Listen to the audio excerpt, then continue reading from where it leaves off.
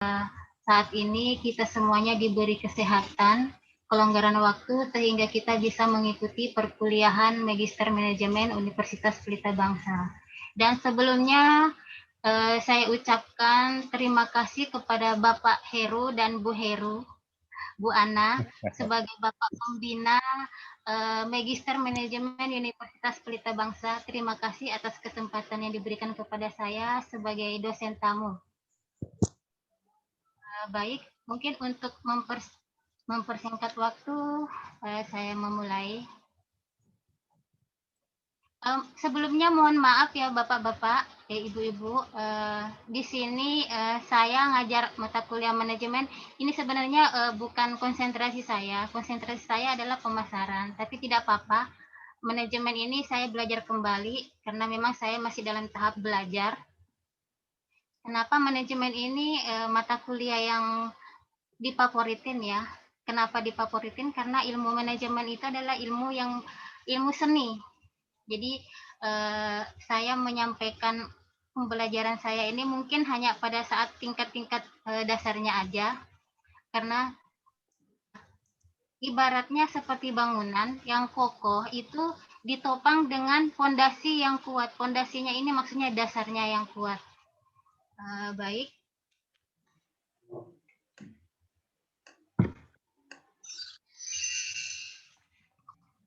Adapun tema perkuliahan kita hari ini, metode dan konsep riset Human Resource Management. Riset tentang manajemen sumber daya manusia. Baik, ini karena berbicara dasarnya dulu, metode berasal dari bahasa Yunani, metodos, yang berarti cara atau jalan yang ditempuh menurut Rothschild dan Kazanas. Metode itu adalah cara, pendekatan atau proses. Maaf. Ini tertutup ya. Maaf, agak error nih laptopnya.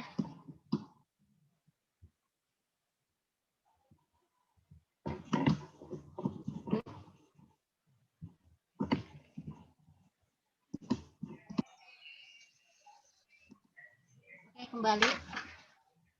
Metode adalah cara, pendekatan, atau proses untuk menyampaikan informasi. Mohon Pak Heru, Bu Heru, tolong dikoreksi mungkin materi saya.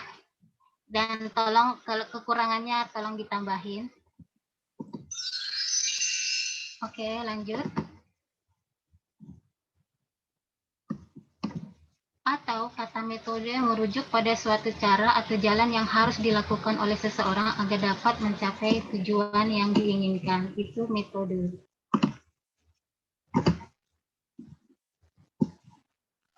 Metode pengembangan sumber daya manusia yang tepat dapat membantu perusahaan untuk memiliki karyawan-karyawan yang dapat diandalkan. Dengan pengembangan sumber daya manusia merupakan hal yang harus dilakukan agar sumber daya manusia yang dimiliki oleh suatu organisasi atau perusahaan itu dapat terus berkembang seiring dengan perkembangan zaman. Untuk metode pengembangan sumber daya manusia.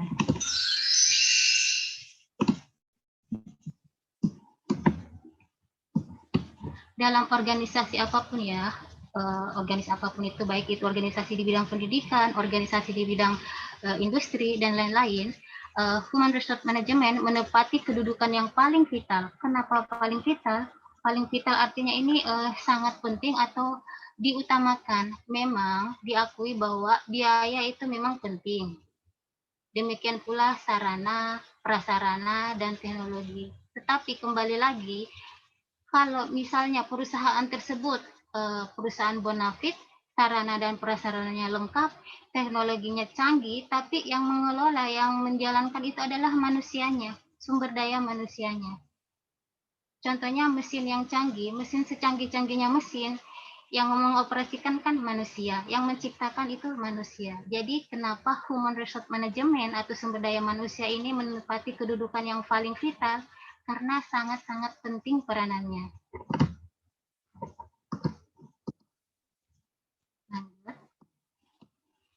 Human Resource Management atau manajemen sumber daya manusia adalah segala kegiatan yang berkaitan atau yang berhubungan dengan pengakuan pada pentingnya tenaga kerja pada organisasi sebagai sumber daya manusia yang vital, yang memberikan sumbangan terhadap tujuan organisasi dan memanfaatkan fungsi dan kegiatan yang menjamin bahwa sumber daya manusia dimanfaatkan secara efektif dan adil demi kemaslahatan individu, organisasi, dan masyarakat. Kemaslahatan ini maksudnya kebaikan individu, perorangan, ataupun organisasi, ataupun masyarakat. Ini saya garis bawahi, mana tadi? Oh, saya tidak garis bawahi. Oke, lanjut.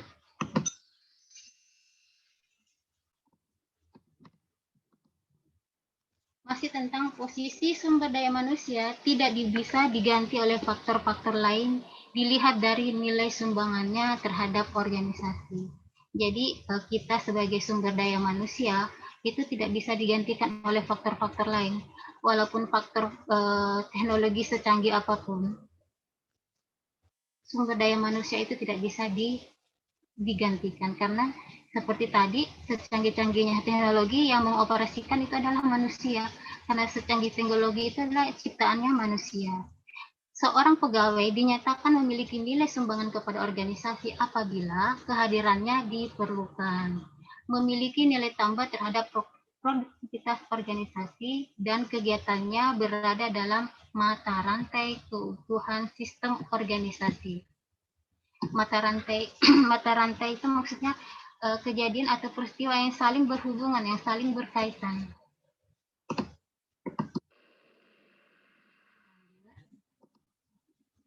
Maaf, mungkin PPT saya agak menor atau gimana. Ya, inilah manajemen ilmu dan seni. Ini juga termasuk seni ya. Oke, kembali ke konsep, metode dan konsep dari penelitian Human Resource Management. Kita berbicara tentang konsep. Jadi ini membahas mata kuliah ini saya bahas hanya dasar-dasarnya aja. Untuk selanjutnya mungkin ada materi di metodologi penelitian pakarnya yang akan membawakan ya Pak Heru dan Bu Ana atau mungkin Bu Retno dan Bu Fitri ya. Oke, kata konsep berasal dari bahasa Latin, conceptum yang artinya sesuatu yang dipahami. Menurut Pak Aristoteles dalam bukunya The Classical Theory of Concept menyatakan bahwa konsep merupakan penyusunan utama dalam pembentukan pengetahuan ilmiah dan filsafat pemikiran manusia. Secara garis besar, definisi konsep adalah suatu hal yang umum yang menjelaskan atau menyusun suatu peristiwa, objek, situasi, ide, atau akal pikiran dengan tujuan untuk komunikasi antar sesama manusia dan memungkinkan manusia untuk berpikir lebih baik lagi. Itu teori dasar dari konsep.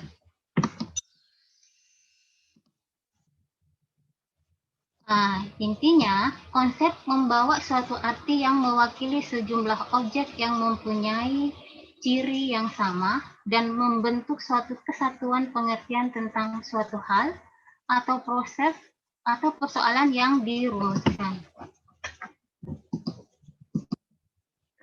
Dengan demikian, konsep merupakan penggabungan beberapa teori yang berkaitan atau berhubungan dengan objek suatu penelitian. Jadi, konsep ini penggabungan beberapa teori.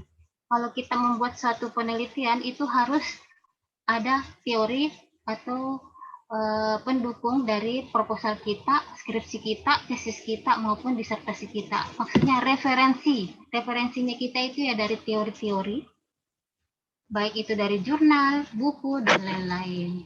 Hal ini guna mempermudah suatu penelitian. Jadi ada penggabungan.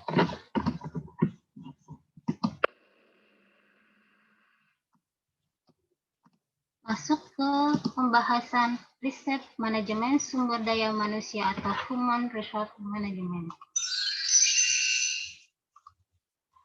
Nah, di sini riset manajemen sumber daya manusia, kegiatan yang melibatkan proses perancangan, pengumpulan, analisis data, interpretasi, dan penarikan implikasi. Nah, secara umum ada 5 langkah dalam riset. Ini ada secara umum ada 5 langkah dalam suatu riset atau penelitian. Antara lain, langkah pertama, menentukan tujuan penelitian dan rumusan masalah penelitian. Ini keterangannya setelah slide berikut ya. Dan langkah kedua, menentukan pendekatan penelitian. Langkah ketiga, pengumpulan data atau framework. Langkah selanjutnya, menyiapkan dan menganalisis data. Dan langkah terakhir adalah mempersiapkan laporan penelitian. Nah, mungkin yang sekarang kelas ini gabungan barangkali ya, Pak Heru, Bu Ana, gabungan antara semester 1 dan selanjutnya ya. Oke, lanjut. Langkah pertama, menentukan tujuan penelitian dan rumusan masalah.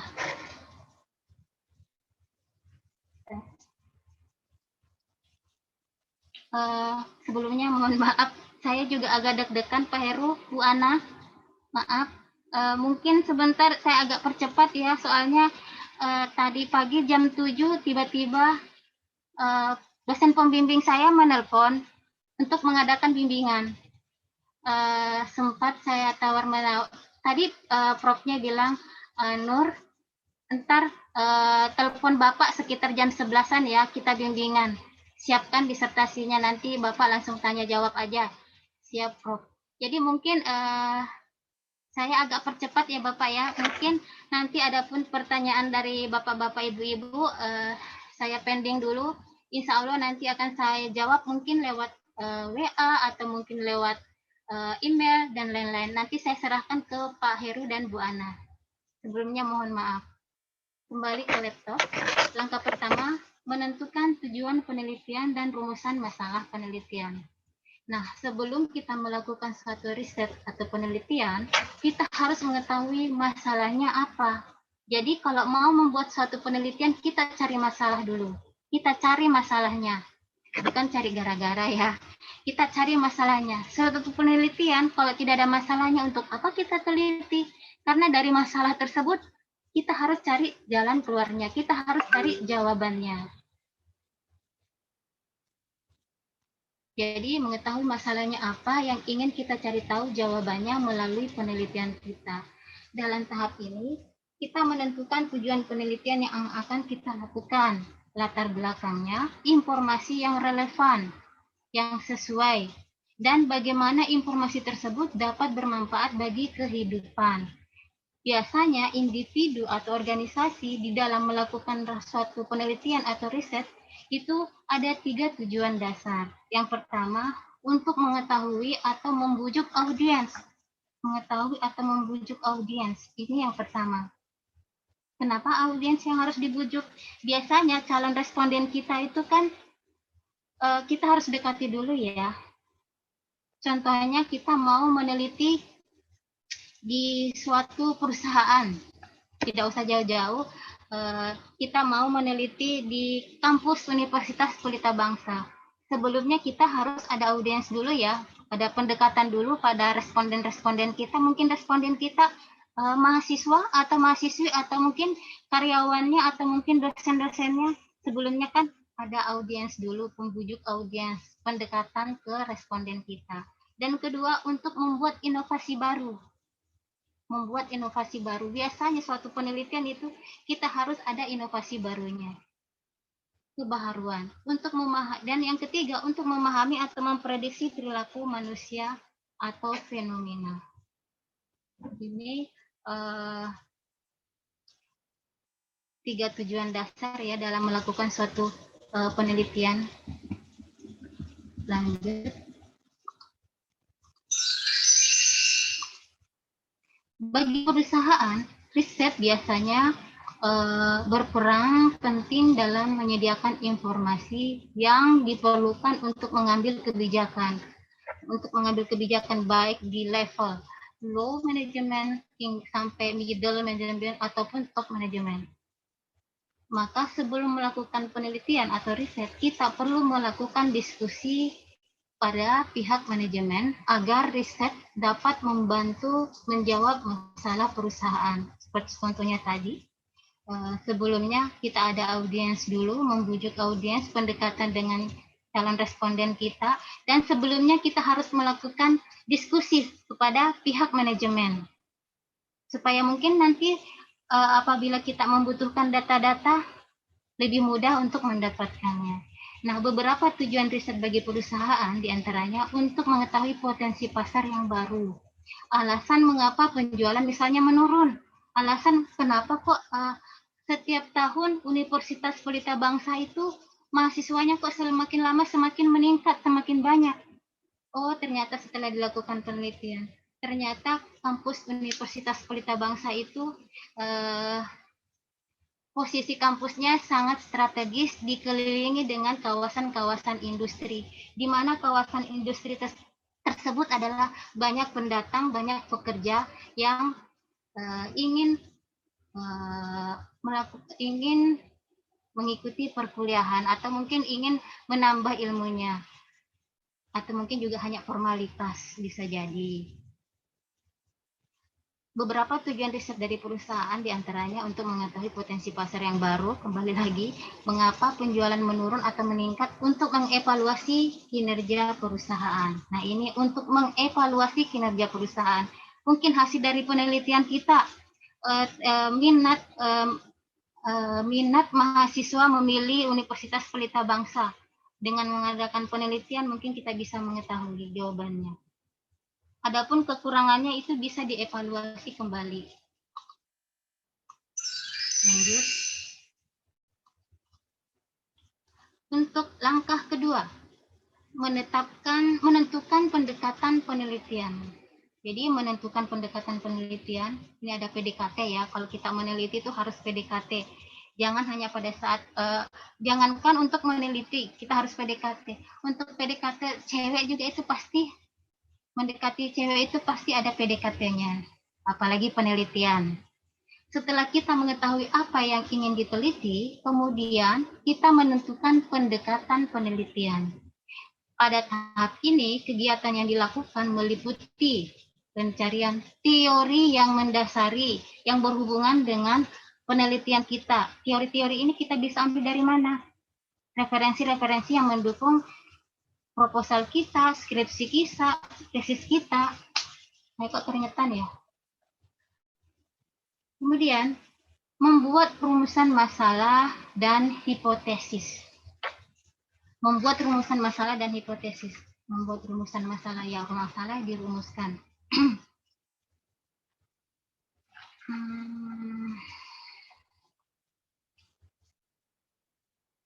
Lanjut.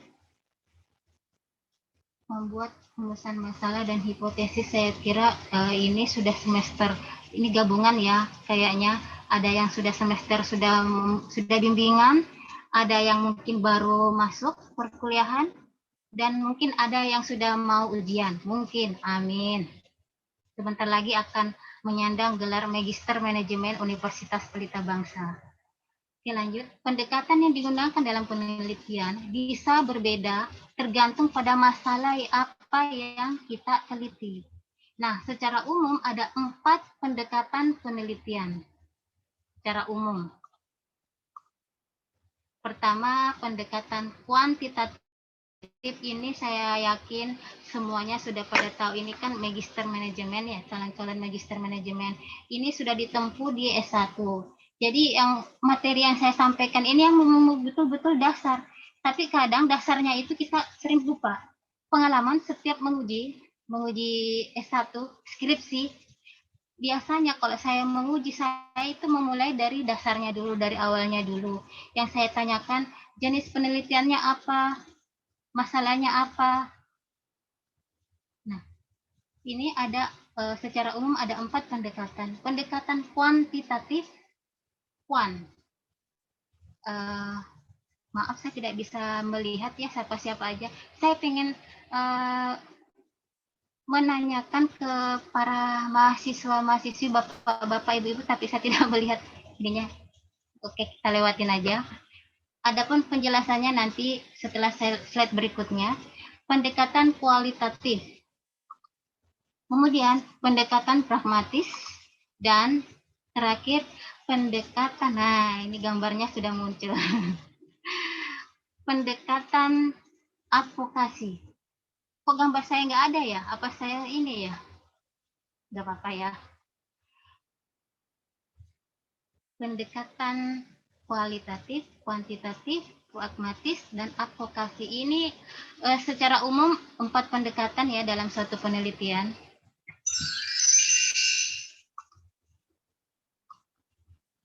Oh, ternyata video saya tidak aktifkan ya. Maaf. Nah, udah kelihatan. Pendekatan kuantitatif. Pak Ismamudin. Pak Ismamudin ini seingat saya mahasiswa Pelita Bangsa ya, Pak. Tapi kalau nggak salah, STAI apa STIE? Iya benar Bu, dari STAI Bu. Dari? Di STAI Bu, dari STAI. Anaknya Pak Ali kan? Oke, Pak Ismanudin, maaf, hanya ini kan mata kuliahnya dasar. Saya yakin Bapak sudah dapat ya. Pendekatan, saya hapus dulu.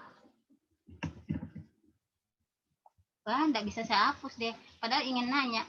Pak Ismamuddin, kalau pendekatan kualitatif itu berarti simpel aja jawabannya.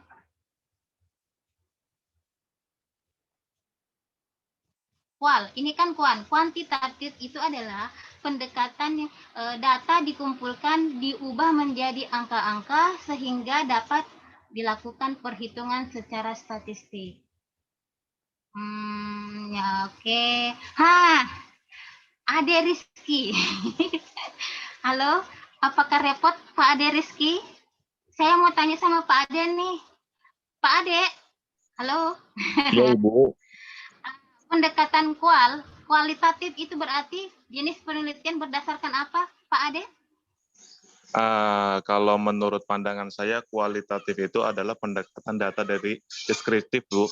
Mohon maaf Ibu tidak mengaktifkan kamera karena sedang repot. Saya mengerti, Pak. Oke, itu tadi pendapat dari Pak Ade Rizky. Boleh dong saya tanya-tanya. Pak Heru izin tanya ya Pak Heru ya sama mahasiswanya. Tadi waktu di awal-awal itu ada Pak Suparno. Pak Suparno, kalau menurut Pak Suparno, pendekatan kualitatif itu apa ya Pak? Wah, rupanya Pak Suparno tidak ada di layar kayaknya ini. Mungkin kayak anak-anak yang mahasiswa-mahasiswi yang bandel-bandel kali ya, di kameranya tidak diaktifkan, terus dia kemana? Mungkin tiduran atau gimana? Tidak mendengarkan perkuliahan, nggak apa-apa. Bayu ini seingat Ibu mahasiswa Pelita Bangsa ya, Bayu? Loh, kok Bayu nggak ada? Oke. Ya Bu. Nah, Bayu, Ibu Pernah dibimbing sama Ibu. Ibu lupa ingat Bayu, anak Pelita Bangsa ya? Bu baru gabung Bu. Oh, nggak apa-apa. Selamat datang, Iya, Bayu. marketing pemasaran kan waktu itu sama Ibu. Oh, iya Bu. toh. Agak telat Bu tadi. Ya nggak apa-apa. Bayu, kan pernah Ibu membimbing ya? Masih ingat nggak pendekatan penelitian dengan pendekatan kualitatif, bukan kualitatif. Ini sudah ada gambarannya, berarti berdasarkan kita simpel aja. Kalau penelitian berdasarkan pendekatan kuantitatif itu berarti penelitian berdasarkan berhitung data atau angka. Nah, kalau kualitatif, Bayu? Kualitatif Bu. Gimana sih Bayu? Pak Imam Nugraha. Pak Imam ini. Bentar Bu. Jadi menurut saya, Assalamualaikum Bu Nur. Ya, Pak Kenalkan, nama saya Iman, Bu. Ya. Oke, ini menurut saya, ini mah pandangan saya ya Bu ya, berkaitan dengan penelitian ada, tadi yang Ibu jelaskan ada 4. Berkaitan dengan penelitian kualitatif adalah Ya. penelitian yang bersifat penggambaran, yang menggambarkan sesuatu atau deskriptif ya, dan biasanya dia menggunakan analisis-analisis, dan biasanya juga untuk penelitian kualitatif penelitiannya pasti tebal-tebal. Biasanya seperti itu. Karena dia memanfaatkan landasan teori-teori yang ada, di mana mulai dari pencarian, proses sampai hasil dia dilakukan dengan analisis seperti itu, Bu. Jadi dan di mana hasil yang dihasilkannya itu sesuai dengan fakta. Misalkan ketika biasanya kalau penelitian kualitatif itu kalau biasanya seperti PTK, penelitian tindakan kelas, biasanya dia ada siklus lagi. Ketika tidak secara tercapai pada siklus awal, dia lanjut ke siklus selanjutnya. Seperti itu, Bu. Terima Menurut kasih saya, mohon arahan bimbingannya. Pak Imam. Panjang kali lebar ya keterangannya. Terima kasih sekali lagi saya ucapkan Pak Imam. Oke, kembali ke laptop. Nah, ini pendekatan kualitatif, seperti tadi Pak Imam jelaskan, pendekatan ini pada dasarnya adalah merekam, menganalisa, dan menggali pemahaman mendalam mengenai sesuatu seperti perilaku atau kelakuan manusia. Tujuan dari pendekatan ini adalah untuk mendapatkan pemahaman mendalam dari pengalaman seseorang. Jadi, lebih simpelnya lagi, pendekatan kuantitatif itu adalah berdasarkan angka atau data. Ingat, kuan berarti angka atau data. Kalau penelitian kualitatif, ini simpel banget, penelitian yang berdasarkan teori atau pendapat. Jadi, mohon diingat, saya yakin kalian sudah di luar kepala, tapi tidak apa-apa, saya mengingatkan kembali. Kalau kuan berarti data atau angka. Kalau kual berarti teori atau pendapat. Seperti itu. Masih sama-sama belajar ya Bapak-Bapak. Kemudian lanjut, pendekatan pragmatis, yaitu menggunakan gabungan pendekatan antara kualitatif dan kuantitatif untuk menjawab satu masalah penelitian. Misalnya peneliti ingin mengetahui apa yang mendorong konsumen untuk membeli produk frozen food. Waduh, kalau ngomong masalah frozen food, Ibu sebagai ibu rumah tangga sering banget karena makanan beku itu adalah makanan beku itu bukan makanan idola ya, ini sebenarnya makanan yang tidak sehat. Tapi makanan beku ini misalnya nih melakukan suatu penelitian, yang diteliti adalah ibu-ibu rumah tangga. Saya yakin banyak yang menggunakan produk frozen food. Contoh kecilnya nugget, sosis, bisa juga ayam KFC dibekukan, terus misalnya karena nggak sempat buru-buru langsung aja diolah kembali, digoreng dan lain-lain. Nah, langkah awal penelitian tersebut melakukan wawancara ke beberapa konsumen dan diperoleh beberapa faktor pendorong. Pasti setelah melakukan penelitian dan mewawancarai responden-respondennya, dan respondennya sudah menjawab kuesioner yang kita sebar, pasti kita bisa mengetahui, oh ternyata ada beberapa faktor pendorong kenapa kebanyakan ibu-ibu rumah tangga memproduksi produk frozen food, padahal sudah tahu frozen food itu makanan yang tidak sehat. Ternyata faktor pendorongnya pertama, responden saya rata-rata itu adalah wanita karir atau wanita pekerja, di mana kalau wanita pekerja biasanya tidak mempunyai kesempatan atau waktu untuk memasak di dapur karena pagi-pagi harus buru-buru dan lain-lain. Ini bukan hanya ibu-ibu ya, saya yakin bapak-bapak pun juga demikian. Itu ternyata faktor pendorong yang pertama. Selanjutnya, produk frozen food itu kenapa banyak digandrungi, disukai oleh ibu-ibu rumah tangga, bukan hanya ibu-ibu rumah tangga, anak kos-kosan pun juga saya yakin banyak yang mengkonsumsi produk frozen food, mengkonsumsi produk frozen food. Ini ibu-ibu, bukan hanya ibu-ibu ya, anak-anak kos, biasanya anak-anak kos. Karena apa? Simple, tinggal digoreng, jadi tidak membuang-buang waktu, dan kita mungkin bisa faktor lain, bisa lebih irit. Lebih irit apanya? Mungkin kalau frozen food itu kan tinggal langsung goreng. Kita tidak usah membeli mentahnya dulu, kita tidak usah dan lain-lain membuang-buang waktu, tenaga. Itu salah satu faktor pendorongnya. Kemudian, periset atau si peneliti menggunakan pendekatan kuantitatif untuk menguji apakah faktor-faktor tersebut juga mempengaruhi konsumen yang lain. Nah, seperti itu. Wah, ada Bu Septi Isna ini. Baru bergabung ya Bu Septi, kameranya kok tidak diaktifkan. Oke, selanjutnya pendekatan advokasi. Pendekatan advokasi. Ini maksudnya adalah, advokasi itu apa? Advokasi itu maksudnya tujuan utama dari pendekatan ini adalah untuk memberikan atau mempengaruhi orang. Nah, pada ini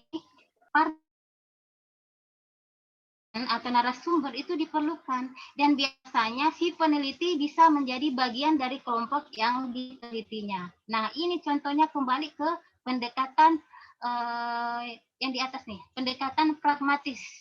Bisa jadi sebagai peneliti, bisa juga sebagai bagian dari kelompok yang diteliti, bisa jadi sebagai responden atau narasumber. Contohnya, seperti saya tadi gambarkan, saya sebagai ibu rumah tangga yang namanya produk frozen food itu sering banget mengkonsumsi.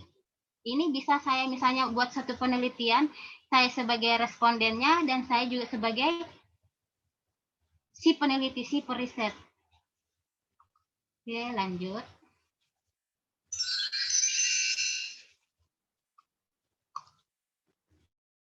Untuk langkah ketiga, memformulasikan desain riset. Riset desain. Dalam tahap ini, kita memilih riset yang digunakan membuat hipotesis untuk penentuan kuantitatif. Membuat hipotesis. Ini sudah semester sekian, saya yakin hipotesis itu apa sih, sudah di luar kepala. Taim. Taim ini kayak Taim, boleh saya lihat orangnya yang mana, Taim? Apakah benar Pak Taim ini dulu mahasiswa Pelita Bangsa atau bukan ya? Pak Taim? Ya Bu, bener Bu. Yang mana nih orangnya? Aktifin Maaf, dong Bu. kameranya. Ibu mau ngeliat? Lagi di luar Bu, lagi di luar, Oh, lagi urusan keluarga. Iya, maaf Bu. Pak Taim, selamat datang ya, selamat join, selamat bergabung dengan Ibu, kembali lagi ketemu dengan Ibu. Pak Taim Iya, Bu. ini, Bu, biasanya kalau telat disuruh nyanyi, Bu. Iya, biasanya seperti itu oleh saya ya. Kalau terlambat 10 menit, sanksinya disuruh ngapain. Terlambat apalagi 30 menit, nggak usah masuk, Ge. Oke. Bagaimana ya? Saya ingin menanyakan, Pak Taim. Iya, Bu. Ini kan sudah calon magister S2 ya. Sudah tentu dong di luar kepala. Hipotesis itu apa sih, Pak Taim? Bisa Ya, mengingatkan Ibu kembali. hipotesis itu menurut saya dugaan sementara, Bu. Iya, betul. Yang jawab ini siapa nih, Pak Taim? Iya, Bu. Oh, suaranya kok berubah ya? Suaranya Ya, lebih kebapakan lagi. Coba diulang, Pak Taim. Hipotesis itu dugaan sementara. Jadi penelitian yang kita teliti itu berbentuk sementara. Nanti di analisa setelah terjadi masalahnya, Bu. Jadi ini cuma dugaan sementara aja, Bu, gitu. Betul Pak Taim, betul. Jadi hipotesis itu adalah dugaan atau jawaban sementara, hanya sementara aja. Nanti Iya, setelah semuanya diolah data dan lain-lain itu baru akan kita bisa memberikan jawaban atau menyimpulkan dari penelitian kita. Terima kasih Pak Taim dan selamat iya, gabung kembali. Oke, iya Bu. selanjutnya tahap ketiga. Ini udah ya, ketiga. Dalam tahap ini kita memilih klasifikasi riset. Jadi tahap ketiga, langkah ketiga, memformulasikan desain riset. Memformulasikan.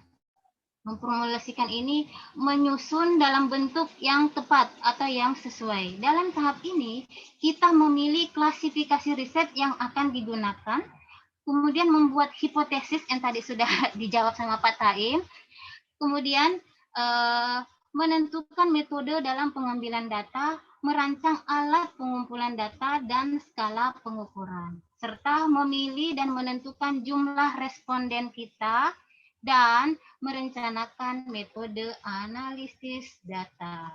Saya kira sudah sudah dapat semua ya, dari S1 sudah mempelajari.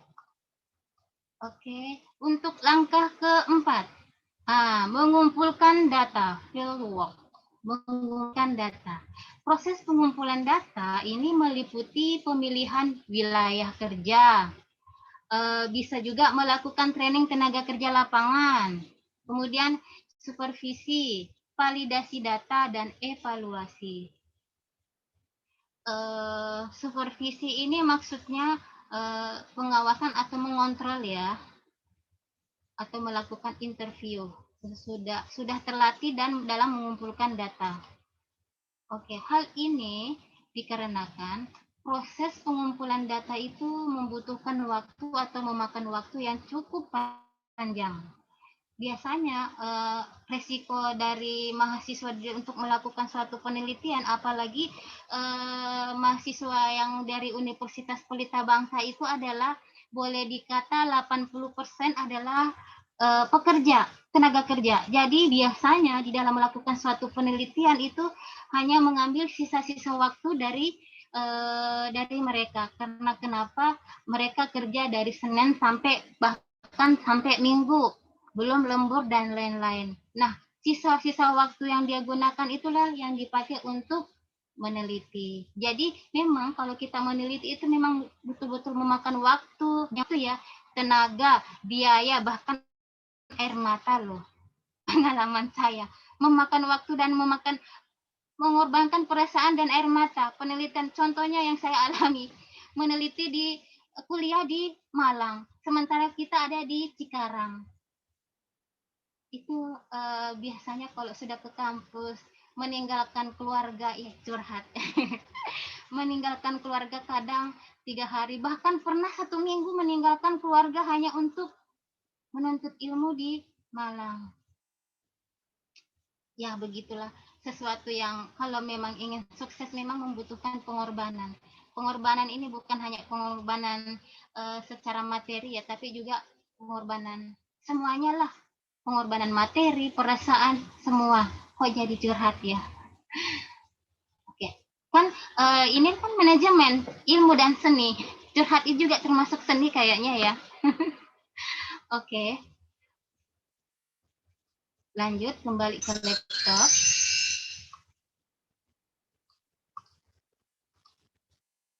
Langkah selanjutnya, langkah kelima. Langkah kelima yaitu menyiapkan dan menganalisis data.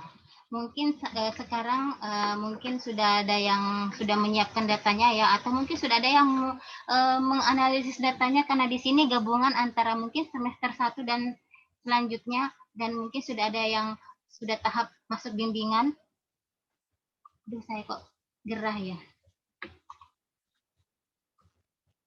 Nah, tahap kelima ini, langkah kelima, banyaknya data yang sudah kita kumpulkan tentu tidak dapat memberikan informasi yang kita butuhkan jika kita tidak mengolah atau kita tidak menganalisis.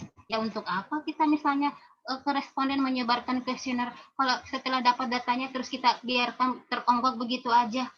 tidak dianalisis, tidak diolah. Ini juga saya alami. Pernah saya alami. Ya, karena berbagai alasan. Sebenarnya alasan itu tidak bisa dijadikan patokan ya. Orang lain bisa, masa saya tidak bisa? Oke. Jika tidak diolah atau dianalisis. Data-data yang sudah dikumpulkan tersebut kemudian diperiksa kembali atau diedit kembali.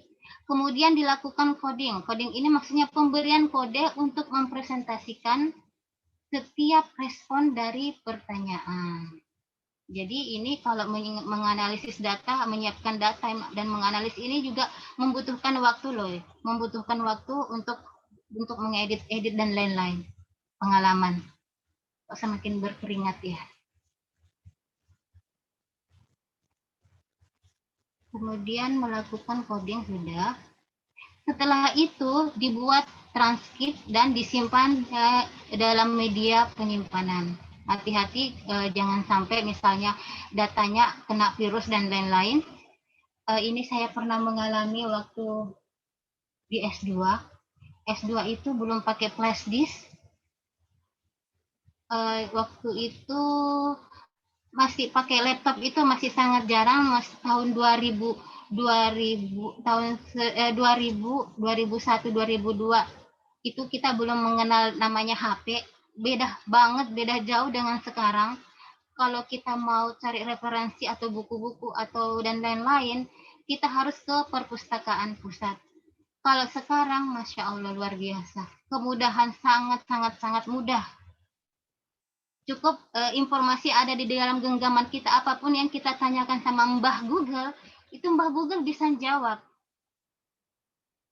Itulah canggihnya sekarang ini. Dipermudahkan kita untuk sekarang ini luar biasa, patut kita syukuri.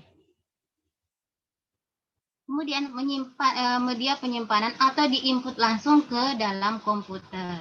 Nah, data yang sudah diinput kemudian diolah menggunakan software agar dapat dianalisis. Saya kira sudah ada yang sekarang sudah mulai menganalisis datanya ya. Lanjut. Langkah berikutnya, langkah ke-6, mempersiapkan laporan penelitian. Laporan penelitian ini bisa jadi skripsi, bisa jadi tesis, atau bisa jadi disertasi. Langkah ke-6. Agar hasil temuan penelitian dapat bermanfaat dalam pengambilan keputusan dan dapat dimengerti oleh orang lain, maka hasil riset tersebut harus dibuat laporannya sebagai ini pelaporan buat kita, mungkin buat dosen kita ya, atau mungkin buat atasan. Format laporan umumnya menyertakan nih ada tujuan dan masalah di riset, metode penelitian yang kita gunakan apa, temuan-temuan penting, serta kesimpulan atau saran. Temuan-temuan penting. Biasanya dalam suatu penelitian kita harus cari kebaharuannya apa, yang fenomenanya apa. Nah, laporan tersebut harus dibuat dalam bentuk komprehensif dan mudah untuk dibaca. Komprehensif maksudnya menyeluruh, atau orang-orang tersebut apabila membaca itu bisa menerima. Nah, hasil temuan sebaiknya dibuat dalam bentuk grafik atau tabel, disertai dengan penjelasan singkat sehingga pembaca dapat memahami lebih cepat.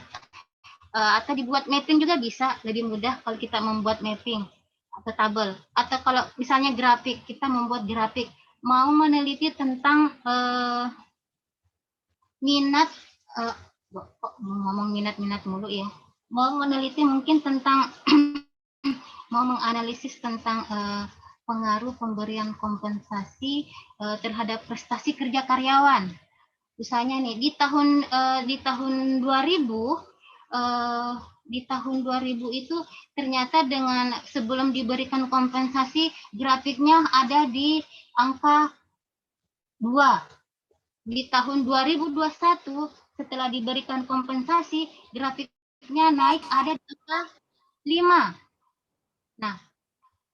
Nah, hasil dari laporan penelitian itu mungkin bagusnya kalau kita buat grafiknya. Lebih mudah untuk dipahami, lebih bisa pembaca itu bisa langsung atau kita buat tabel mapping. Juga sama ya dengan grafik tabelnya. Atau kita mau mapping.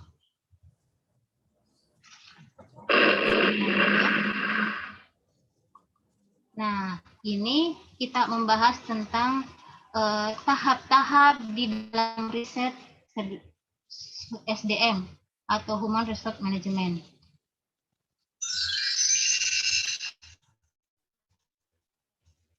Mohon izin minum dulu ya. Iya Bu. Silakan Bu. Kopi juga boleh Bu.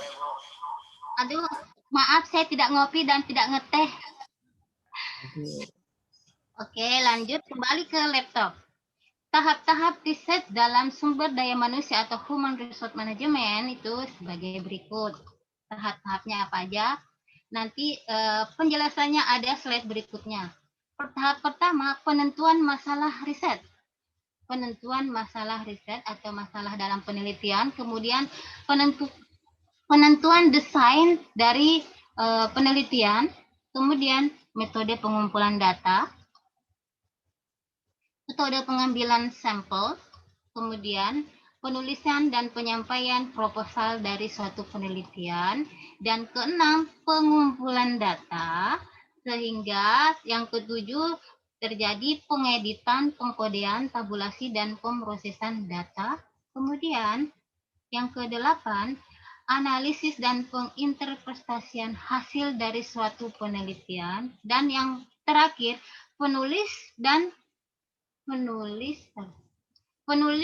penyampaian laporan akhir. Jadi ada laporan akhirnya ya dari suatu. Ini tahap-tahap di dalam melakukan suatu penelitian yang khususnya yang konsentrasi manajemen sumber daya manusia.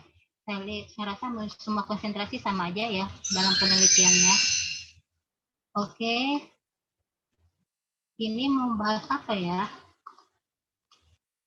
Ternyata yang kita akan bahas tadi itu adalah tahap-tahap. Tahap pertama, penentuan masalah riset. Penentuan masalah riset yang pertama, tahap-tahap pertama.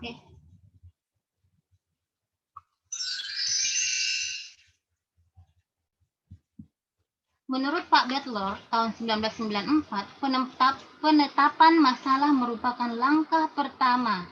Penetapan masalah ini adalah langkah pertama karena kenapa? Dalam melakukan suatu penelitian itu kita harus cari masalahnya dulu. Masalahnya ada nggak masalahnya? Kalau tidak ada masalahnya, ngapain kita melakukan satu penelitian? Ya, ini menurut Pak Bettler, penetapan masalah merupakan langkah pertama dan yang paling penting di dalam melakukan suatu penelitian. Walaupun bukan penelitian tentang sumber daya manusia ya, mau penelitian pemasaran, tentang produksi, tentang kewirausahaan, itu memang kita harus cari masalahnya dulu. Ada masalah. Kemudian, ketidaktepatan perumusan masalah, ini efeknya ya, bisa mengakibatkan berbagai konsekuensi negatif yang jelek. Mulai dari mungkin desain yang tidak sesuai, tidak tepat, pengambilan sampelnya kita, dan datanya yang tidak relevan, makanya tidak valid-valid, sehingga hasil risetnya tidak berguna. Ngapain kita meneliti suatu penelitian kalau tidak digunakan, tidak berguna. Bahkan bisa menyesatkan, lebih parahnya lagi menyesatkan pembuatan keputusan dalam manajemen. Wah, ini kalau apalagi konsentrasi tentang manajemen, mau meneliti tentang mungkin yang sangat riskan kali ya di tempat perusahaannya, terus yang seperti tadi ini ketidaktepatan perumusan masalah dan bla bla bla. Wah, bisa menyesatkan pembuat keputusan manajemen. Lanjut. Pedoman penetapan masalah. Periset atau si peneliti perlu menetapkan masalah sebagai titik awal proses penelitian. Nah, proses penelitian harus dimulai dari masalah, bukan dari tahap-tahap lain. Jadi kita memulai itu dari masalahnya dulu, karena masalahnya itu kita akan cari jawabannya, cari jalan keluarnya.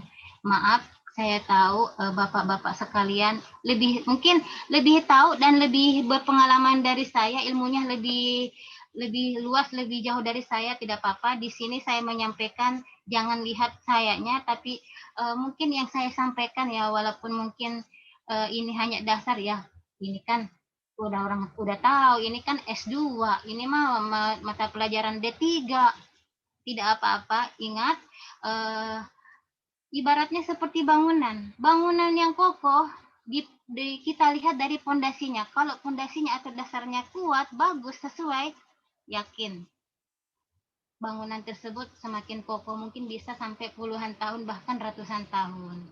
Sama dengan ilmu, kita harus tahu dari dasarnya dulu. Ngapain kita jauh-jauh ke dalam kalau dasarnya kita tidak punya.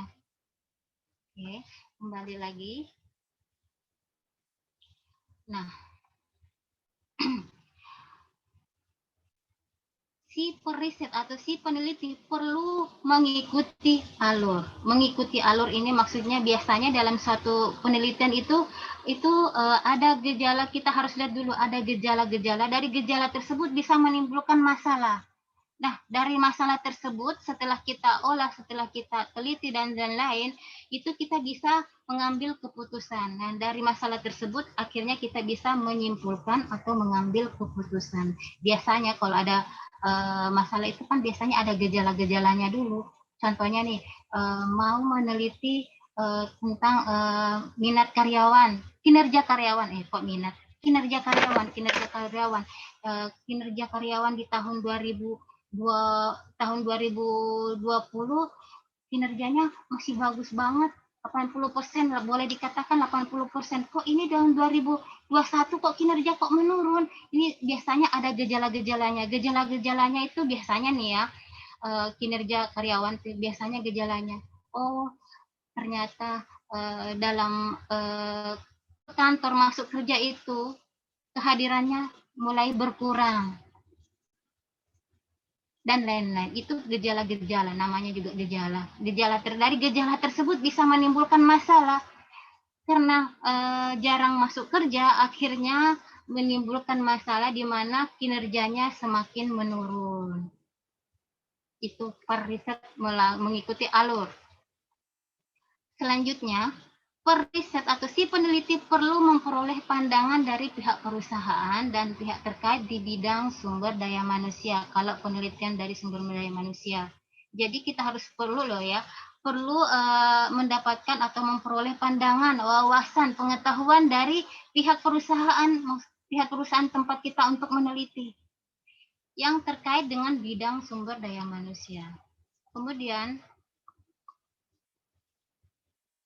periset seharusnya, si peneliti harusnya juga mempertimbangkan sumber dan jenis informasi. Jangan hanya berita hoax langsung dipercaya, tidak disaring-saring dulu, tidak dikonfirmasi dulu dan lain-lain, langsung dipercaya. Dan namanya juga berita hoax ya, apalagi zaman sekarang kita sudah tidak bisa membedakan ini berita benar nggak sih. Contoh kecilnya yang ada di grup ini membahas sebentar lagi kan ada yang namanya mudik permudikan nih. Kalau Bu Ana mah sama Pak Heru sudah mudik duluan. Nah, itu saya lihat ada di grup di share, barang siapa yang melakukan mudik akan dikenai denda 100 juta. Wow, 100 juta kalau kita mudik. Entah itu benar atau hoax, walau alam. Bisa jadi memang itu benar karena mungkin pemerintah sudah sangat jenuh, sudah sangat lelah menasihati masyarakat. Orang Indonesia itu paling susah diberitahu ya. Paling susah diatur orang Indonesia. Paling susah diatur. Kalau denda 100 juta, kita lihat aja nanti apakah iya. Oke. Jadi periset, si peneliti itu harus juga mempertimbangkan sumber dan jenis informasi yang dia dapat. Selanjutnya, apalagi nih? Tahap-tahap selanjutnya dari sumber daya manusia atau human resource management, yaitu penentuan desain dari suatu penelitian.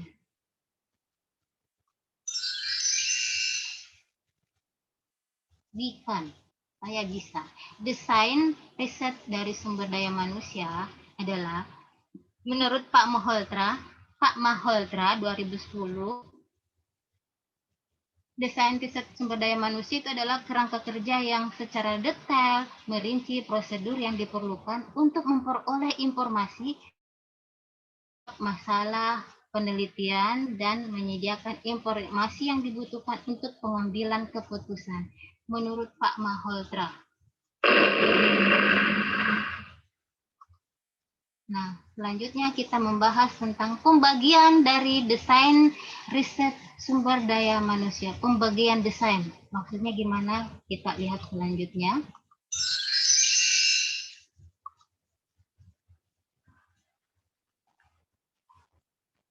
Riset exploratory. Wah, ini bikin kesel lidah nih. Riset exploratory dari kata explore, artinya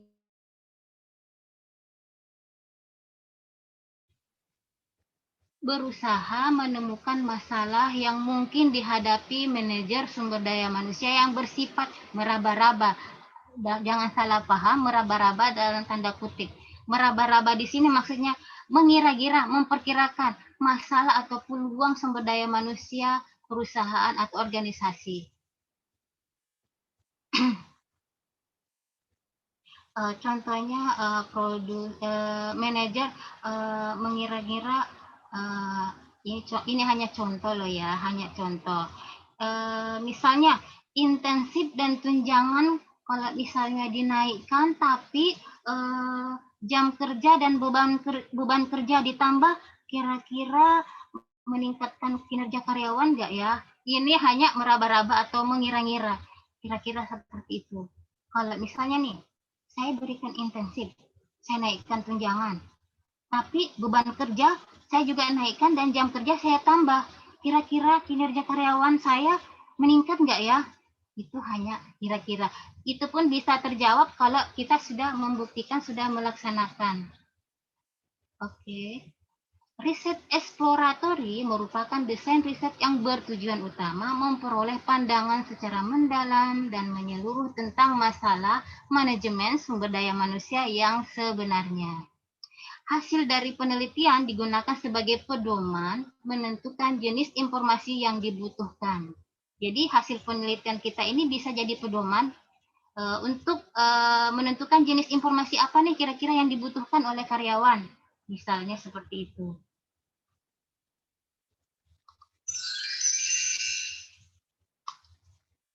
Riset exploratory masih membahas exploratory. Tujuannya itu untuk memberikan pemahaman dan pengertian secara mendalam terhadap suatu objek. Karakteristiknya, informasi yang diperlukan ini sangat longgar, fleksibel, dan tidak terstruktur. Sampelnya tidak perlu banyak, analisis data primer lebih bersifat kualitatif. Kualitatif. Kalau Ibu tanya ini kira-kira spontan, siapa ya? Wah, enggak kelihatan nih. Ya udahlah. Jadi karakteristik dari exploratory ini, maaf ya, mau minum lagi. Nah, minum dulu.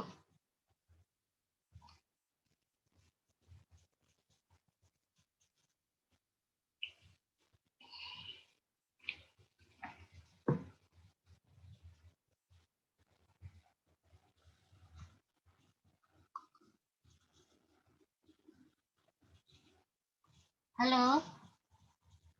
Assalamualaikum. Waalaikumsalam, Bu. Ada, Bu. Oke, kita masih, Bu, masih. Ya. Oke, lanjut.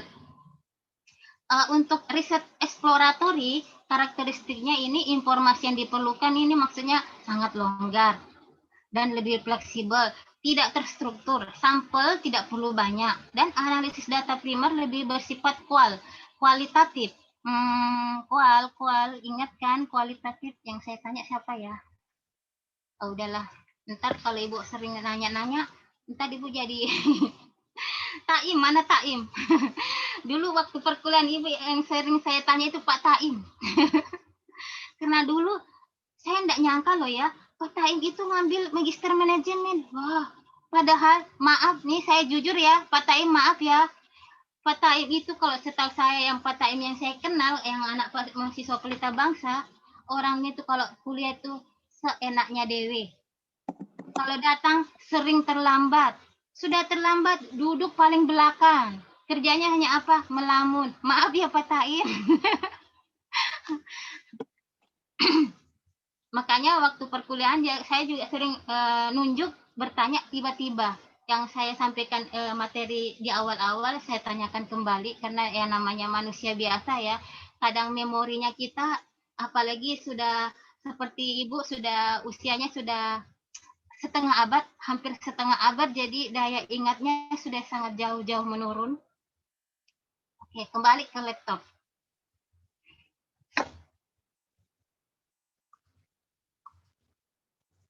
Nah, contohnya kinerja menurun karena lingkungan kerja tidak kondusif. Ini contohnya informasi yang diperlukan itu sangat longgar dan fleksibel dan tidak terstruktur. Sampelnya tidak perlu banyak karena analisis data primer lebih bersifat kualitatif. Bersifat kualitatif berarti jenis penelitian berdasarkan teori atau pendapat. Jadi kita hanya responden kita itu kita hanya wawancarai, kita tanya pendapat mereka. Ini kinerja menurun karena lingkungan kerjanya tidak kondusif. Banyak contoh yang mungkin kenapa kinerjanya menurun. Pertama, ini hanya contoh. Mungkin karena tata ruang di tempat kerjanya, di kantornya mungkin tidak nyaman, sempit, pengap, panas, dan lain-lain. Sehingga menyebabkan kinerjanya menurun. Contoh lain, saya kira cukup ya contohnya. Sudah tergambarkan semua ya contohnya tadi. Kenapa kinerja menurun. Itu hanya contoh kecilnya aja. Lanjut. Nah, yang kedua, B, riset deskriptif. Itu deskriptif. Bertujuan untuk menggambarkan sesuatu. Ini menggambarkan sesuatu. Deskriptif. Seperti tadi kata, siapa ya tadi ya? Menggambarkan secara deskriptif. Pak Ade, dengan tadi siapa ya? Pak Imam, Bu. Ya, Pak Imam, iya maaf. Kok ingat Pak Ade mulu ya? Ingat Sahen? Oke, penelitian deskriptif adalah penelitian yang digunakan untuk menggambarkan suatu situasi, subjek, perilaku, atau fenomena. Ini deskriptif ya. Ini digunakan untuk menjawab pertanyaan tentang siapa, apa, kapan, di mana, masa. Oh enggak ya, enggak termasuk masa ya. Dan bagaimana terkait dengan pertanyaan atau masalah. Maaf, tutup.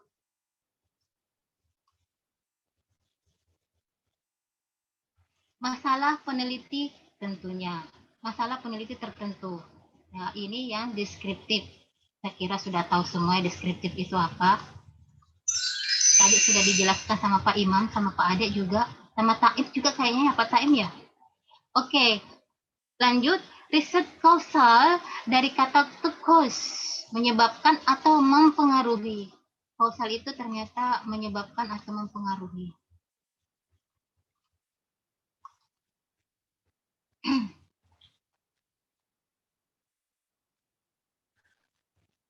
Merupakan riset yang bertujuan utama untuk membuktikan hubungan sebab akibat atau hubungan mempengaruhi dan dipengaruhi dari variabel-variabel yang diteliti. Ini hubungan sebab akibat. Sebab akibat. Contohnya nih, pengaruh iklim kerja, intensif, dan motivasi kerja terhadap kinerja karyawan.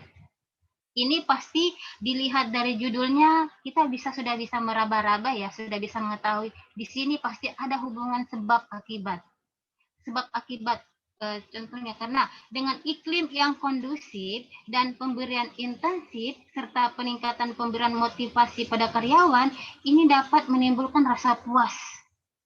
Dapat menimbulkan rasa puas karena kesejahteraannya bisa meningkat. Kesejahteraannya meningkat, otomatis dapat mempengaruhi kinerja dari si karyawan tersebut.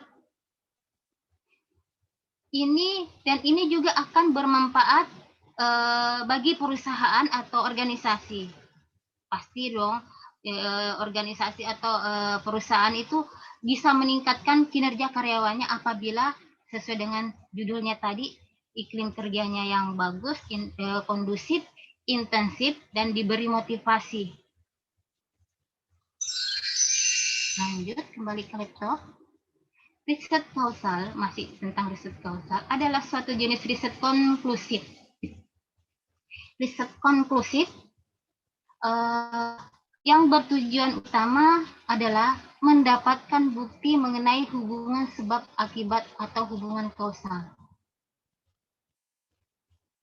Bertujuan utama adalah mendapatkan bukti mengenai hubungan sebab akibat. Ini membutuhkan bukti. Kita harus mengetahui. Berarti kalau ingin mendapatkan bukti yang mengenai hubungan sebab akibat, kita harus melakukan riset atau kita harus melakukan penelitian dan kita harus turun ke lapangan langsung supaya tahu apa sih buktinya untuk bisa mendapatkan bukti tersebut sehingga yang menyebabkan kinerja karyawannya menurun atau yang menyebabkan kinerja karyawannya meningkat. Kita harus mendapatkan bukti. Oh, ternyata buktinya karena diberikan intensif dan selalu diberi motivasi, selalu diberi perhatian. Siapa sih yang tidak butuh diperhatikan? Pasti dong ingin diperhatikan. Diberi pengakuan. Serendah-rendahnya orang pasti juga butuh yang namanya pengakuan. Ih, kamu rajin banget. Contoh kecilnya aja nih ya, OB atau CS. Kamu rajin banget. Ya, ini tanda terima kasih saya karena kamu sudah menjalankan tugas dengan baik dan semakin lama bekerja di sini semakin meningkat bukan semakin menurun. Ini ada tanda mata yang saya berikan. Itu salah satu contoh pemberian perhatian atau pengakuan. Saya yakin seseorang kalau diberi perhatian seperti itu, insya Allah kinerjanya akan semakin meningkat dan semakin bersemangat di dalam bekerja. Contohnya nih, manajer sumber daya manusia secara berkesinambungan atau secara terus-menerus membuat keputusan berdasarkan hubungan kausal yang diasumsikan. Asumsi ini mungkin tidak dapat dijadikan dasar dan keabsahan hubungan kausal harus diuji melalui riset secara formal. Dan tadi sudah saya jelaskan, kita tidak tahu bukti-bukti di lapangan kalau kita tidak melakukan suatu penelitian dan atau kita tidak terjun langsung melakukan suatu riset atau penelitian, itu kita tidak akan bisa mendapatkan buktinya. Contohnya seperti itu. Maaf, jam berapa? Tadi saya janji sama dosen pembimbing. Aduh, baru jam 11. Oke. Tahap selanjutnya, metode pengumpulan data. Nah, ini adalah tahap yang agak riweh ya. Kita kalau melakukan satu penelitian, metode ini yang agak-agak riweh, agak-agak gimana gitu. Ini baru mengumpulkan, belum mengolah. Tapi semuanya memang riweh. Kita memang harus belajar dan belajar. Kalau kita tidak belajar ya kapan kita bisa. Oke, tahap yang selanjutnya tadi keterangannya. Ini pengumpulan data. Metode pengumpulan data adalah teknik atau cara yang dilakukan untuk mengumpulkan data. Metode menunjukkan pada suatu cara sehingga bisa diperlihatkan penggunaannya melalui pengumpulan data bisa melalui angket, bisa melalui wawancara, atau mungkin langsung observasi atau mengamati, bisa melalui tes, bisa melalui dokumentasi, dan sebagainya. Ini banyak cara untuk mengumpulkan data. Dan ingat, kalau mengumpulkan data itu kita harus langsung yang terlibat langsung. Tidak boleh diwakilkan atau disuruh orang lain atau datanya kita manipulasi. Kalau data manipulasi selain dapat dosa di dunia, ganjarannya di akhirat. Gitu ya. Hati-hati bagi yang membuat suatu penelitian, jangan sampai menggunakan data yang dimanipulasi, data abal-abal istilahnya ya. Yang penting saya sudah mengumpulkan data, yang penting saya selesai. Ingat, mungkin selesai tapi hasilnya tidak berkah. Sesuatu kalau diawali tidak baik, itu akan berakhir tidak baik. Memang mungkin butuh waktu atau proses. Itu kata Mama Dede. pernah dengar Mama Dedek seperti itu nasihatnya. Oke, tujuan dari semua pengumpulan data adalah untuk memberikan bukti kualitas yang memungkinkan analisis mengarah pada perumusan jawaban yang meyakinkan dan kredibel. Kredibel ini artinya bisa dipercaya atau bisa diterima untuk pertanyaan yang kita ajukan ke responden. Ini untuk pengumpulan data. Oke, kita bahas selanjutnya. Metode pengumpulan data ini dibagi menjadi 2. Wah, ini saya bisa tanya-tanya kembali nih, Bapak-bapak, Ibu-ibu semuanya. Pengumpulan data secara sekunder, ini mah di luar kepala. Anak D3, S1 aja sudah pelajari. Tidak apa-apa Ibu mengulang kembali, namanya juga Ibu mengajarkan dari dasarnya kembali, mengingatkan kembali sebelum terjun ke yang lebih jauh, lebih ke dalam. Mengumpulkan data secara sekunder. Sekunder itu bagaimana ya? Saya tanya lagi enggak ya? Nggak usah. Maaf, videonya sering ketutup. Duh, kalau tahu tadi videonya ketutup, saya lap keringat deh. Oke, pengumpulan data secara sekunder. Secara sekunder itu gimana ya? Kita lihat. Saya yakin semuanya juga udah pada tahu. Ya nggak Pak Imam? Halo, Pak Imam apa? Pak siapa tadi? Pak Supar? Pak Suparno. Oke, kembali ke laptop. Bu. Iya Pak. Wah, ada Mbak Brenda. Mbak Brenda, saya kangen sama Mbak Brenda. Benar nggak ini Mbak Brenda yang di Pelita Bangsa? Mbak Brenda, kameranya? Iya Bu, benar. Mbak Brenda. Oke, selamat bergabung ya Mbak Brenda. Iya Bu, siap. Oke, kembali ke laptop. Pengumpulan data sekunder. Saya yakin semuanya juga udah tahu ya. Ini mah pelajaran ya.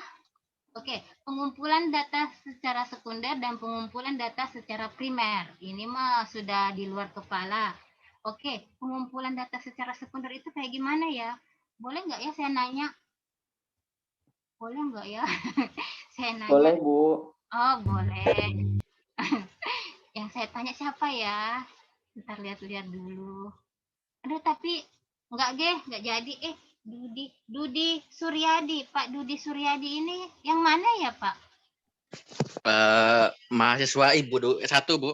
Yang mana? Coba kameranya yang mana? Jangan, Bu, belum ada ya, Bu. Gimana sih Dudi Suryadi yang mana ya? Ganteng Bu, orangnya Bu. Kalau didengar dari suaranya memang ganteng sih. Tapi Pemain Ikatan Cinta, Bu. Oh gitu. Artis. Oke. Kembali ke laptop. Pak Dudi. Bapak ini beralasan aja nih kameranya nggak mau diaktifkan padahal lagi tiduran itu pastinya. Oke, Pak Dudi. Pengumpulan data secara primer dulu itu maksudnya kayak gimana ya, Pak? Primer itu gimana ya, Bu? Saya lupa, Bu. Gimana sih? Lupa, Bu. Tanya ke siapa lagi ya? Mustafa. Pak Mustafa ini yang mana ya, Pak Mustafa? Halo, Pak Mustafa. Ya Ibu, saya Ibu. Ini bukan Pak Heru? Pak Heru atau Pak Mustafa? Mustafa Ibu. Pak Mustafa. Pak Mustafa, maaf, boleh nanya Bapak dari instansi mana, Pak? Saya tinggalnya Ibu. Saya tanya instansinya Bapak kerja di mana? Apakah saya ada di lembaga sekolah Ibu. Lembaga sekolah. Oke, Iya. Pak, boleh dong saya tanya, Pak, kalau pengumpulan data secara sekunder itu yang kayak gimana ya, Pak? Boleh nih, tapi mau dikoreksi Bu ya. Kita saling mengoreksi atau Bapak sama-sama belajar. Kalau menurut saya sih, mohon maaf sebelumnya, data sekunder yaitu data yang bersumber dari catatan ya, yang ada pada ya baik itu perusahaan atau lembaga-lembaga lain gitu Ibu. Bisa jadi itu lewat internet dan segala macamnya. Betul sekali, Pak. Betul sekali. Oke. Itu tadi gambaran dari Pak siapa ya tadi? Kok saya sudah lupa ya? Pak siapa tadi? Mustafa Ibu. Pak, coba. Baru berapa detik saya sudah lupa. Biasa Pak, faktor usia. Oke, kembali ke laptop. Pengumpulan data sekunder. Ini maksudnya data sekunder adalah jenis data yang diterbitkan atau dipublikasikan dalam bentuk buku, surat kabar, majalah, koran, jurnal, portal online, dan lain-lain. Jadi ada banyak data yang tersedia dari sumber-sumber tersebut terkait bidang penelitian. Jadi untuk sekarang ini, zaman sekarang ini, sebagai mahasiswa, sebagai peneliti itu sangat bersyukur banget ya.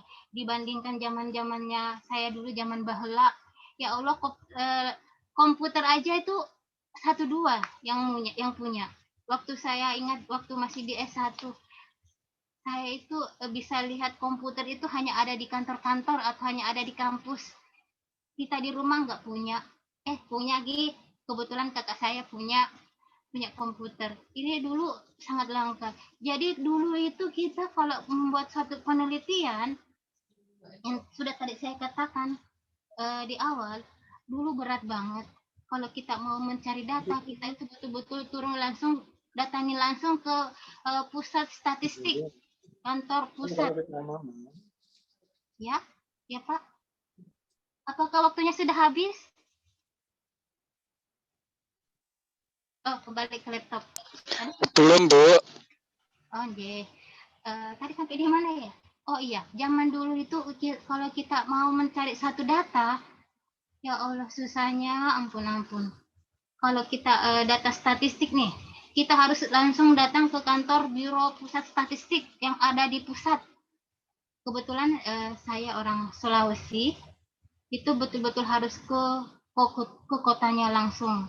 Ke kantornya itu pun kita harus bawa surat keterangan, surat bukti kalau benar kami adalah mahasiswa dari kampus bla bla bla, betul-betul membutuhkan info atau keterangan atau data dari kantor tersebut. Jadi ingat dulu, pengalaman dulu itu bolak-balik ditolak padahal hanya mau cari data. Coba kalau sekarang apapun yang kita cari itu ada jawabannya. Mbah Google menyiapkan. Dulu kita nggak punya mbah, repotnya zaman dulu. Sekarang benda kecil yang ada di genggaman kita itu kita tanya apa aja itu dia bisa memberikan jawaban. Itulah perbedaan dulu dan sekarang. Termasuk manajemen kali ya. Seninya yang dulu dengan sekarang jauh berbeda. Oke. Nah, pengumpulan data primer nih. Di sini merupakan metode pengumpulan data primer dapat dibagi lagi menjadi dua kelompok. Nah, ini penelitian yang sangat-sangat dasar. Saya kira di awal sudah saya jelasin. Apa perlu saya tanya kembali ya? Kual dan kuan, nggak usah kali ya? Atau tanya aja kali ya? Untuk melatih memori. Oke. Jadi untuk data primer itu dapat dibagi menjadi dua kelompok di dalam pengumpulan datanya, yaitu yang pertama kita bisa menggunakan dengan metode kualitatif dan kuantitatif. Nah, kalau ingat kuan berarti jenis penelitian berdasarkan Pak Taim? Tadi di materi awal-awal. Ya? Tadi Pak Taim jawab apa ya? Saya kok tidak mendengarkan. Ya sudahlah. Berdasarkan data, Bu. Iya, ini siapa? Pak Taufik. Ya, kalau kuantitatif berdasarkan data, kalau kualitatif berdasarkan pendapat atau teori, Bu. Terima kasih Pak Taufik. Berarti Pak Taufik ini pasti orangnya masih muda belia ya. Daya ingatnya masih sangat kuat. Ya Pak Taufik ya? Kolonial, Bu. Saya lahir 70, Bu. Waduh. Orangnya ganteng, Pak Taufik. Pak Taufik kita seangkatan, Pak. Usia kita berarti sudah setengah abad ya, Pak ya? Sudah masuk setengah abad. Insya Allah, Bu. Ya. Betul, Insya Allah, Bu. Taufik, Pak Taufik. Oke, Pak Taufik, terima kasih jawabannya. Jadi, metode penelitian untuk pengumpulan data primer ini ada kuantitatif dan kualitatif. Seperti tadi, ingat baik-baik, disimpan di dalam pikiran, otak, dan lain-lain. Karena apa? Ini adalah dasar dari ilmu penelitian. Dasarnya kita mau manajemen, mau mau pemasaran, produksi, dan lain-lain. Ingat, ini adalah dasar dari suatu riset, dari suatu penelitian. Jenis penelitian kita, kalau kuan, berarti itu berdasarkan data atau angka. Kuan, angka data. Kalau kualitatif berarti berdasarkan teori atau pendapat. Jadi simpel banget sebenarnya ya. Simpel banget. Lanjut. Riset apa lagi ya? Tahap selanjutnya. Nah, ini metode pengambilan sampel. Ini juga agak riweh. Semuanya sebenarnya riweh ya. Namanya melakukan suatu penelitian. Apalagi kita itu meneliti, benar-benar meneliti. Turun langsung ke lapangan. Bukan data atau data yang kita ambil itu data abal-abal atau data yang hoax. Data yang kita rekayasa. Jadi namanya seorang peneliti itu memang betul-betul dibutuhkan betul-betul banyak pengorbanan ya. Kalau betul-betul kita melakukan suatu penelitian. Kecuali kalau ya sudahlah. Metode pengambilan sampel. Nah, berarti ini Ibu Septi dan Ibu Brenda harus siap-siap ya.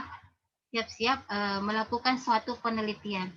Melakukan suatu penelitian itu kayaknya lebih bijak kalau kita langsung turun ke lapangan. Biar dapat seninya. Beda loh seninya kalau kita itu langsung menemui responden, mewawancara responden langsung dengan tidak, itu seninya ada seninya tersendiri. Oke, sampel merupakan bagian dari populasi penelitian. Saya tahu bapak-bapak, ibu-ibu semuanya sudah pada tahu, sudah hafal di luar kepala. Ya enggak Pak Taim? Oke, sampel merupakan bagian dari populasi penelitian yang digunakan untuk memperkirakan hasil dari penelitian. Untuk memperkirakan dari hasil suatu penelitian ini sampel ya. Nah, secara umum ada dua teknik pengambilan sampel. Saya yakin bapak-bapak semuanya, ibu-ibu semuanya ini sudah di luar kepala. Tapi tidak apa-apa, saya mengulang kembali. Ini ada dua jenis pengambilan sampel. Yang pertama, sampel acak atau random sampling. Yang biasa kita kenal probability sampling. Dan yang kedua, sampel tidak acak atau non-random sampling yang biasa dikenal juga non-probability sampling. Jadi ini tolong diingat-ingat karena ini juga termasuk dasarnya dari suatu riset, dari melakukan suatu penelitian. Aduh, Ibu haus lagi tapi air minumnya sudah habis. Meninggalkan kelas itu tidak boleh. Tidak apa-apa, ini tidak boleh dijadikan alasan. Oke, maaf Pak Heru, maaf Mbak Ana, mungkin dalam penyampaian materi saya agak ngelantur dan lain-lain. Mohon dikoreksi ya Bapak, Ibu, dan Bapak-bapak, Ibu-ibu semuanya, mahasiswa-mahasiswi, tolong dikoreksi mungkin cara penyampaian materi saya. Mohon maaf sebelumnya kalau banyak kekurangan. Saya juga masih dalam tahap belajar. Oke, kembali ke laptop. Simple random sampling. Ini maksudnya, simple random sampling itu adalah teknik pengambilan sampel dari anggota populasi yang dilakukan secara acak. Ini acak ya, dilakukan secara acak.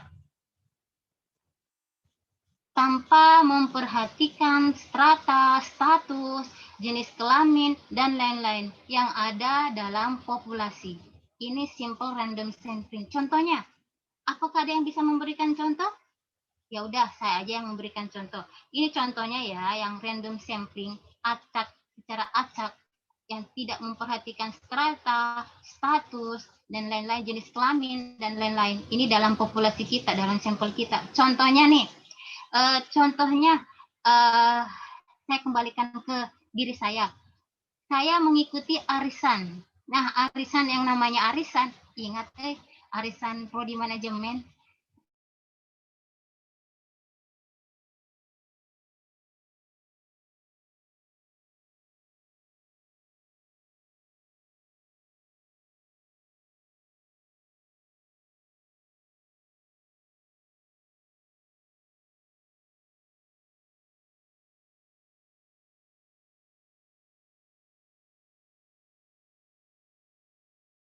itu betul-betul acak, dikocok atau bisa juga ditutup mata terus kita mengambil nomor, itu juga acak.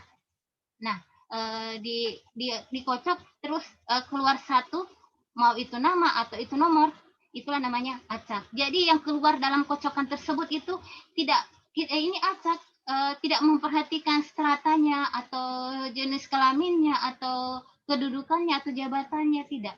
Yang kembali tadi contoh yang arisan, contohnya arisan kemarin prodi manajemen misalnya nih, dikocok bulan Januari, yang keluar namanya Bu Surya.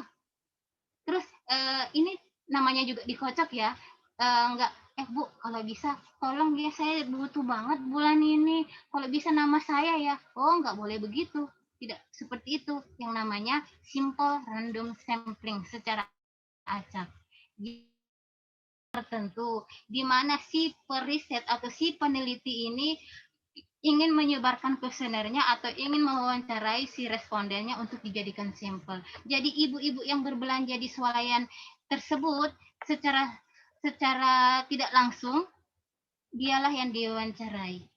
Jadi saya kira bisa ditarik kesimpulannya ya, bisa dimengerti ya contoh non probability sampling.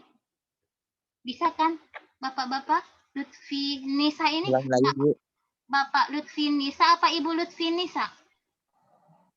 Ibu Lutfi Nisa, Bu. Ibu, Bu. Ibu, Bu. Ibu Lutfi Nisa, kok kameranya hitam ya? Iya, Bu, soalnya lagi di luar. Oh, lagi di luar. Kok nggak suaranya pelan? Oke. Kembali ke laptop. Nah, ini apa lagi ya? Ini kita bahas tahap-tahap selanjutnya. Nah, ini pengeditan, pengkodean, tabulasi, dan pemrosesan data. Wah, ini yang lebih riwah-riwah dan seriwah-riwahnya ya. Tapi semuanya riwah sih. Pengeditan, pengkodean, tabulasi, dan pemrosesan data.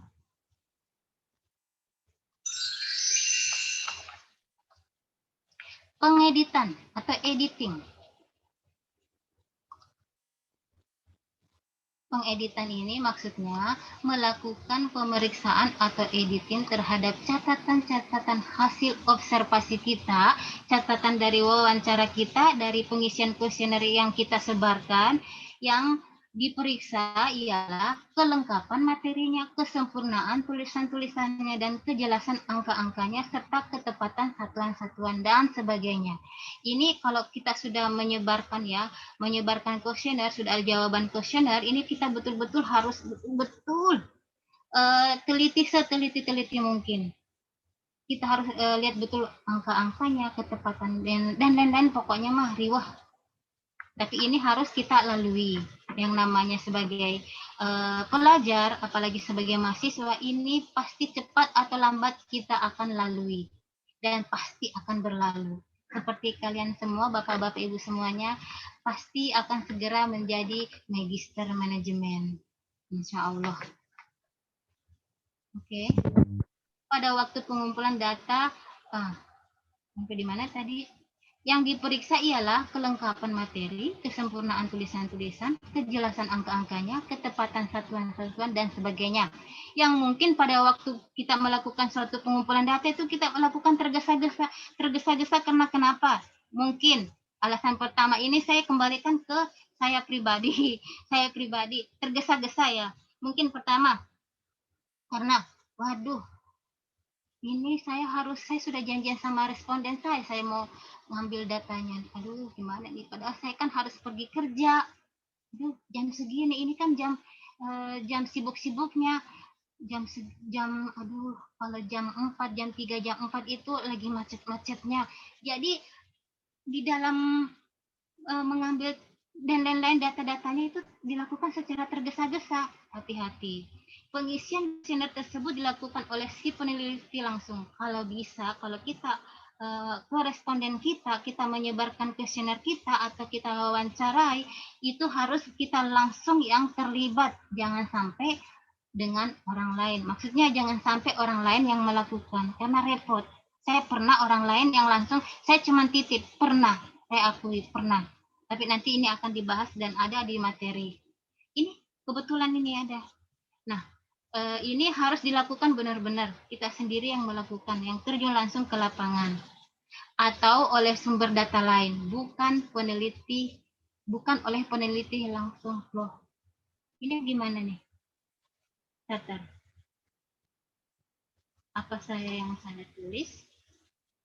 Pengisian kuesioner tersebut dilakukan oleh si peneliti langsung, terutama yang harus diperhatikan jika dilakukan oleh responden atau informan atau oleh sumber data lain, bukan oleh si peneliti langsung. Oh iya, contohnya, saya pernah mengalami karena tempat saya jauh. Ini contoh aja ya. Dan saya pernah mengalami, teman saya juga pernah mengalami. Ini contohnya.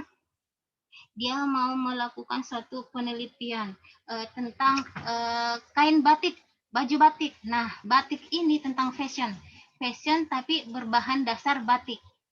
Ini salah satu penelitian bisa mengangkat hasil produk Indonesia, khususnya batik ya. Nah, kalau berbicara tentang batik, ingat Pekalongan. Ini teman termasuk teman loh ya.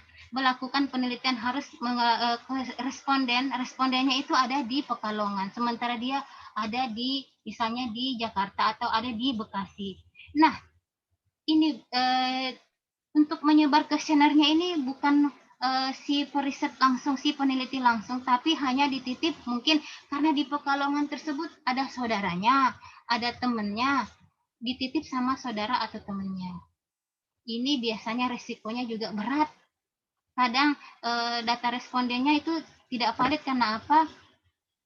Banyak responden yang tidak mengembalikan kuesioner yang kita sebar.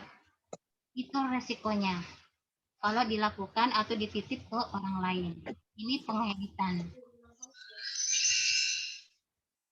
Oke, pengkodean, coding. Pengkodean ini maksudnya adalah memberikan kode tanda terhadap catatan-catatan observasi, wawancara, kuesioner beserta isi atau jawabannya. Kode ini dapat berupa huruf. Adek kok gitu sih? Apa itu? Diri. Maaf. Oh, tadi itu iklan ya? Kembali ke laptop ya teman-teman, bapak-bapak, ibu-ibu, kembali ke laptop. Tadi ada iklan sebentar. Itu iklannya bukan dari ibu loh. Oke. Ya Bu, lanjut Bu. Ya oke, lanjut. Kode itu dapat berupa huruf, bisa berupa angka atau nomor, ataupun untuk nilai lambang-lambang juga bisa dan sebagainya. Ini pengkodean. Kalau kita berbicara tentang huruf atau angka, nah ini biasanya kalau melakukan suatu penelitian dengan berdasarkan skala Likert, menggunakan skala Likert. Menggunakan skala Likert itu misalnya 1 sampai 5. Nah, 1 sampai 5 ini menggunakan angka. Nah, kalau ini menggunakan angka ya 1 sampai 5. Kalau huruf, kalau misalnya angka 5 itu artinya apa? Misalnya sangat setuju, ini berarti huruf. Kalau angka 3, biasanya apa ya kalau skala Likert? Saya tanya dulu tadi ini siapa ya yang ada iklannya? Boleh kita sama-sama belajar ya, kita mengulang lagi. Saya tanya Pak Ade aja deh, Ade Rizky. Misalnya nih ya, kalau tadi 5 itu angka, hurufnya misalnya nih kalau 5 itu berarti sangat setuju. Kalau misalnya 3 Pak, kalau skala Likert itu apa ya kalau 3? Pak Ade? Saya tahu Bu Fitri lagi di kampus. Gimana Pak Ade? Atau saya tanya Pak Suparno aja deh. Saya tahu Pak Ade lagi riwah kayaknya ya. Pak Suparno, tunjukkan kameranya. Yang Pak Suparno ini yang mana ya? Ini halo? Bu. Ya. Pak Suparno, kok alasan semuanya sama ya?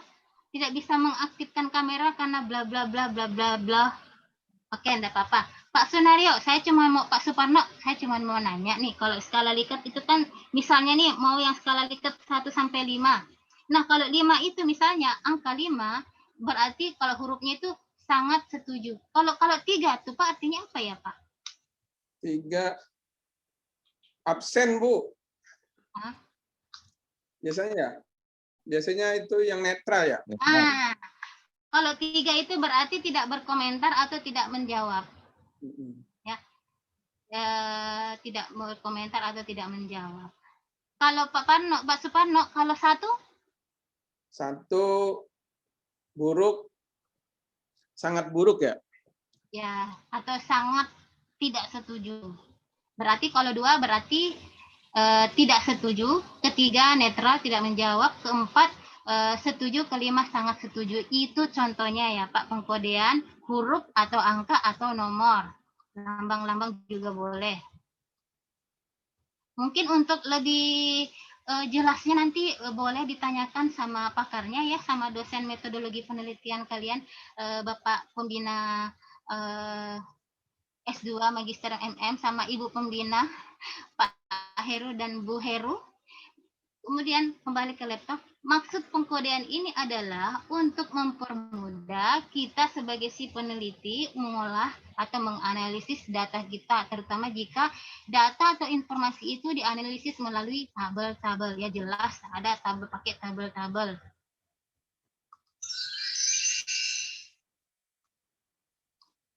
Selanjutnya, tabulasi. Masih tentang tabulasi. Tabulasi itu apa? Oke, tabulasi atau tabulatum merupakan langkah mempersiapkan alat untuk mengolah, menganalisis data atau informasi yang telah diperiksa dan diberi kode. Dilihat dari segi pekerjaannya, terdapat 2 fase pekerjaan. Yang pertama, merancang tabel atau analisis, dan yang kedua, mengisi atau mengentry atau memindahkan atau mentransfer data kita atau informasi yang sudah kita olah, kita kumpulkan menjadi dari catatan-catatan observasi atau interview dan kuesioner ke dalam tabel analisis yang telah dipersiapkan. Ini berarti datanya sudah diolah atau siap-siap diolah. Oke, lanjut.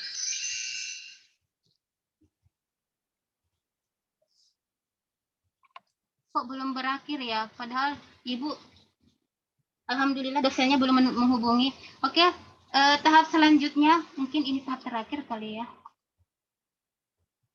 Analisis data, analisis dan penginterpretasi hasil riset, hasil penelitian.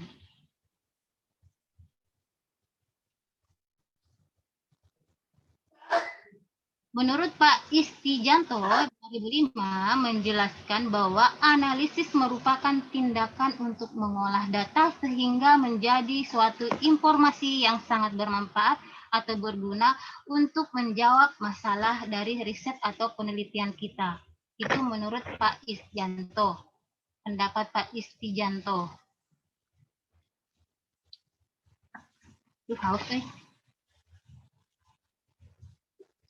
Pada tahap ini, periset atau si peneliti akan mengolah data yang sudah diinput pada tahap sebelumnya menjadi hasil keluaran atau output. Penginterpretasian hasil analisis sangat tergantung pada kemampuan si peneliti atau si periset.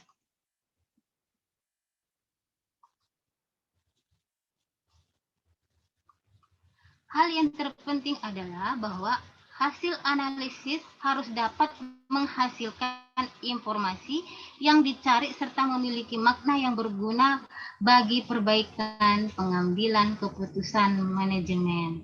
Jadi hasil penelitiannya kita itu diharapkan betul-betul bisa memberikan informasi yang benar-benar tidak menyesatkan, karena kita betul-betul mengambil data-datanya langsung ke responden kita, langsung ke lapangan.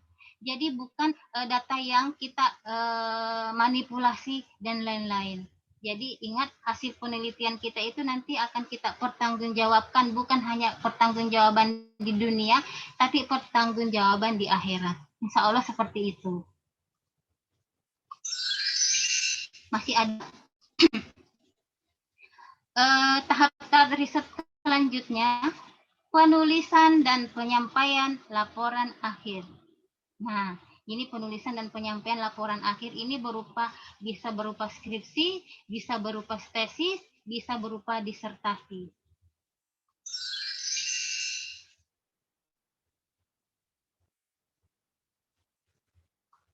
Penelitian merupakan alat yang dapat digunakan untuk menyelidiki gejala-gejala sosial dan berbagai permasalahan yang terjadi di masyarakat. Ini ya penelitian. Merupakan alat ternyata yang bisa digunakan untuk menyelidiki gejala-gejala sosial. Gejala-gejala sosial, contohnya sekarang ini gejala-gejala sosial yang terjadi yang lagi ngetren itu apa ya gejala-gejala sosial? Kita ambil aja ya. Ini bukan hanya di Indonesia tapi seluruh dunia. Pandemi corona. Ini bisa menimbulkan gejala-gejala sosial. Dengan adanya pandemik ini, semua sektor itu kena dampaknya. Semua sektor. Mau sektor pendidikan, sektor transportasi, dan lain-lain. Ini semua kena dampaknya dengan adanya pandemik corona 19.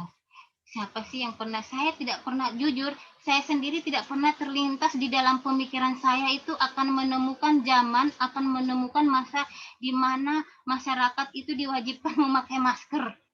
Di mana masyarakat itu diwajibkan kalau bisa menjaga jarak. Di mana masyarakat itu diwajibkan untuk bisa selalu mencuci tangan. Untuk menghindari yang namanya kuliah online, Bu. Kenapa? Saya tidak pernah membayangkan, saya tidak pernah berpikiran akan menemukan masa seperti ini. Ini termasuk gejala-gejala sosial secara mendunia, bukan hanya di sekitar Cikarang dan lain-lain. Dan berbagai permasalahan yang terjadi di masyarakat. Nah, dengan adanya pandemik ini, banyak banget permasalahan yang terjadi di lingkup masyarakat. Banyak banget. Di lingkup suatu perusahaan. Kalau perusahaan dampaknya biasanya tenaga kerja, yang kena dampak tenaga kerja itu dengan adanya pandemik ini banyak tenaga kerja yang ter-PHK ataupun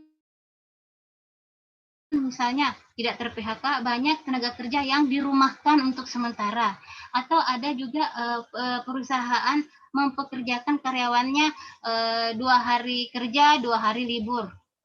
Seperti itu gejala-gejala sosial dan permasalahan yang timbul dengan adanya pandemi. Ini hanya contoh yang realita, contoh yang nyata, fakta yang kita hadapi untuk sekarang ini.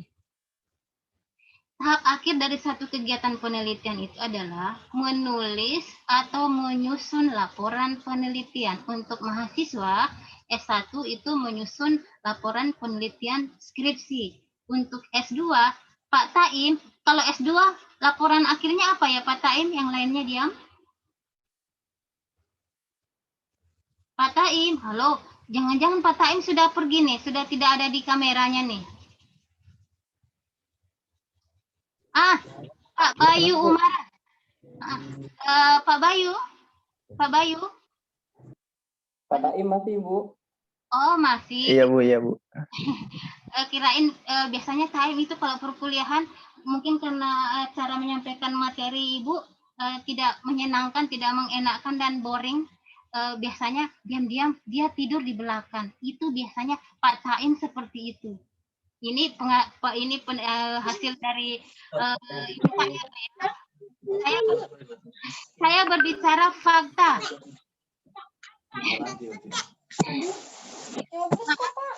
Maaf, ada iklan. Pak, tintanya. Pak, tadi Ibu lupa, tadi Ibu tanya siapa ya? Selain Pak Taim, tadi Ibu tanya siapa ya? Bayu, Bu. Pak Bayu. Tadi saya pertanyaannya apa ya saya Pak Bayu ya? Pertanyaan saya apa tadi Pak Bayu? Penelitian tentang apa S2 itu tesis, Bu. Ya? Membuat tesis. Iya. Maaf ya Pak, bukan ini pertanyaan bodoh ya, tapi kadang ada saya malah sering menemukan mahasiswa saya pernah juga ngajar materi mata kuliah metodologi penelitian. Saya pernah menemukan, saya tanya mahasiswa. Nah, maaf nih, saya tanya, kalau S1 itu biasanya buat laporannya, jenis penelitiannya berbentuk apa? Skripsi. Kalau S2, skripsi. Tuh. Kalau S3, tesis. Nah, saya pernah menemukan seperti itu mahasiswa. Jadi saya tidak mau menyamakan mahasiswa yang di sini loh ya, enggak loh Pak. Pak, siapa tadi Pak Bayu? Mohon maaf, dan Pak Taim. Maaf, saya selalu buka kartunya ya. Oke, lanjut kembali ke laptop. Tahap akhir dari suatu kegiatan penelitian itu menulis atau menyusun laporan penelitian. Penulisan laporan penelitian merupakan bagian yang sangat penting karena melalui laporan penelitian tersebut, hasil penelitian kita nih ya, bisa dibaca orang lain, bisa dibaca adik tingkat kita. Misalnya nih, sekarang kita tahun 2021 segera diwisuda dan segera selesai masa studi. Nah, hasil penelitian kita, tesis kita itu atau skripsi kita itu bisa dibaca dengan adik tingkat kita, bisa dibaca dengan masyarakat. Bisa. Jadi, hasil penelitian dapat dibaca oleh orang lain, mudah dipahami, serta dapat dijadikan sebagai alat dokumentasi untuk pengujian dan pengembangan peneliti selanjutnya.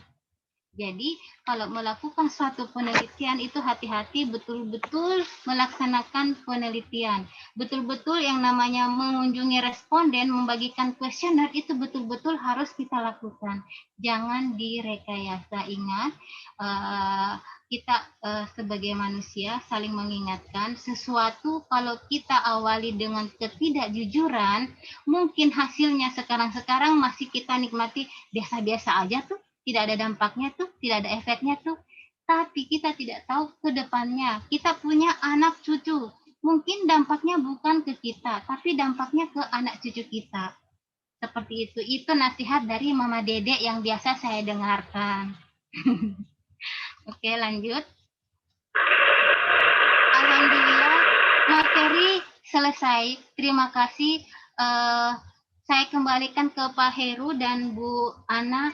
Tapi sebelumnya Ibu, Bapak, ini sudah ada yang masuk WA dari dosen pembimbing saya. Mungkin ada pun pertanyaan-pertanyaannya saya pending dulu. Silahkan dilayangkan mungkin nanti lewat Pak Heru atau Bu Ana. Mungkin bisa lewat WA, silahkan, monggo. Tapi saya minta maaf, saya tidak bisa melanjutkan karena sudah dihubungin sama dosen pembimbing saya. Bagaimana Pak Heru? Terima kasih Bu.